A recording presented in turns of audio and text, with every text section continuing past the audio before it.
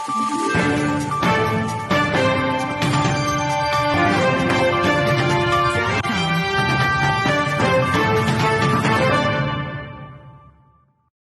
බැංකුවේ නිත්‍ය තැන්පත් පහසුකම් අනුපාතය සහ නිත්‍ය ණය පහසුකම් අනුපාතය පදනම් අංක 100කින් හෙවත් 100%කින් ඉහළ දැමීමට තීරණය කර තිබේ. ඊයේ සිට මෙම පොලි අනුපාතිකය ඉහළ යන බව මහ බැංකුව නිවේදනයක් නිකුත් කරමින් පවසයි. ඒ අනුව ශ්‍රී ලංකා මහ බැංකුව බැංකු සමග කරන ගනුදෙනුවලදී ගෙවනු ලබන පොලිය හෙවත් නිත්‍ය තැන්පතු අනුපාතිකය 15.5ක් දක්වා ඉහළ යනු ඇති. මහ බැංකුව ණය ලබා දීමේදී අය කරන පොලිය හෙවත් නිත්‍ය ණය පහසුකම් අනුපාතය 16.5ක් දක්වා ඉහළ දමා තිබේ.